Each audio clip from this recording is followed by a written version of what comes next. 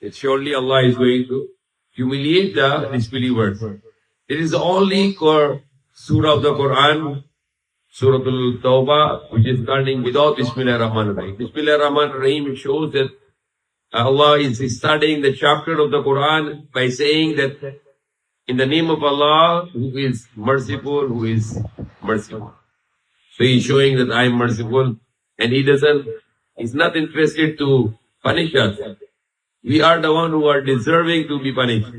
We are the one who are justifying the punishment upon us. But Allah is always ready to bless us, mercy on us, and love us. And this chapter was showing that the 140th chapter of the Quran, the surah of the Quran, and only one surah is without mercy, starting without mercy. Rest of the 113 surah with the mercy of Allah. Allah is the most merciful. Allah is the most gracious. So even if you can compare in the Quran, the more than 99% of the chapter of the Quran is starting with the mercy of Allah. And less than 1% out of the one surah, out of 114 surah, is starting without Bismillah Rahman Rahim, because the starting of the surah is a warning to the disbelievers, Allah, and to the mushrikeen, about the agreement was expiring, and then they have a deadline of 4 months, and they are going to be destroyed after this, and Allah is going to humiliate the disbelievers.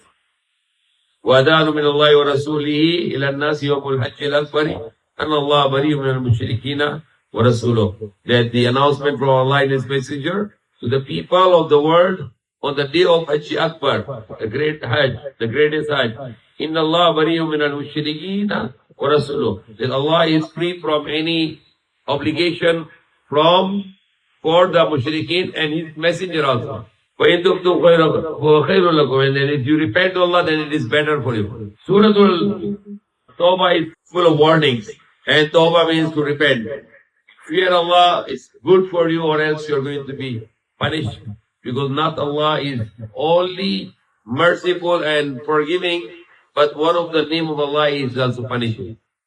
He punishes because if you don't punish and you always do everything good to the people, and if you don't have the concept of punishment, then people will going to abuse everyone. For example, any government of the world will not say that I am the government and I am already good for you, and whatever you do is okay for me, I just forgive. Then people will do lots of crime in that country. So country has a law and Allah has a law.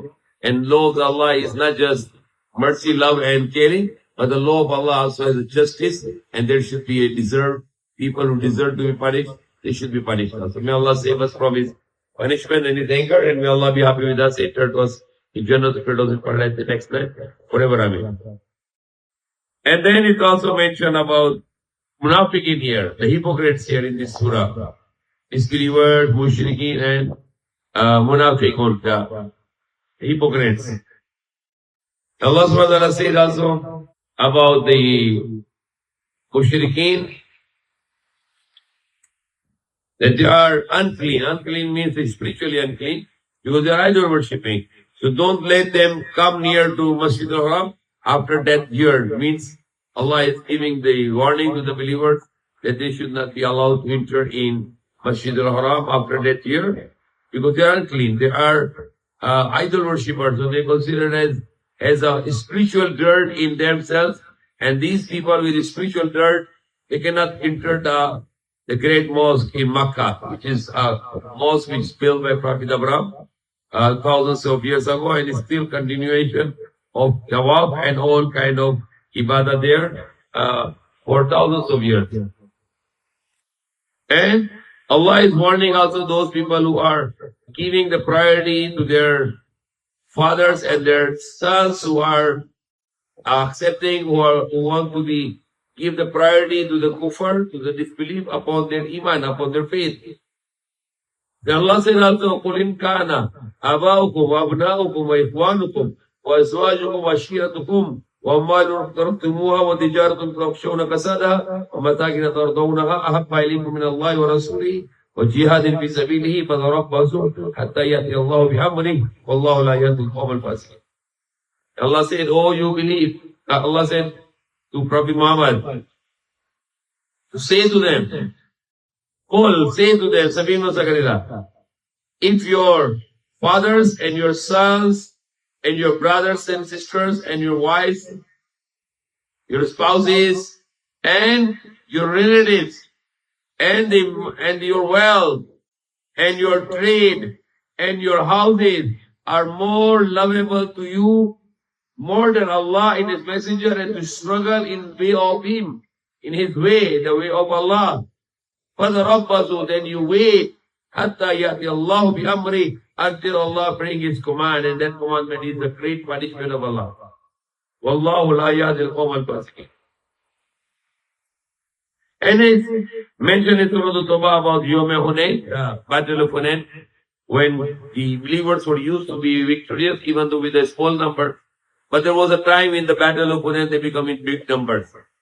And now they started to get arrogant.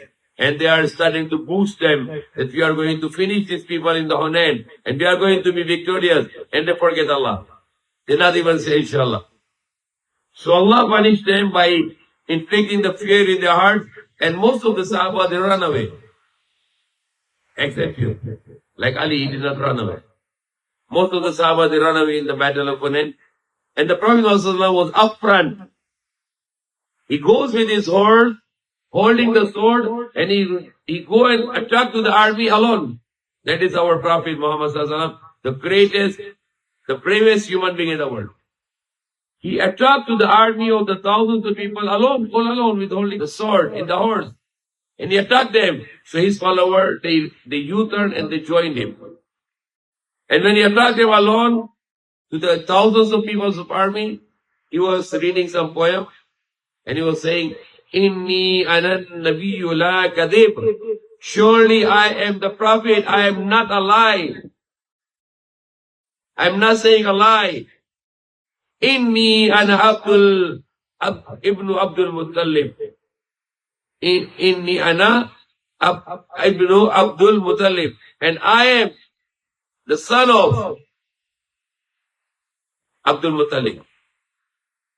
So he is proud to be saying that I am the son of Abdul Muttalib.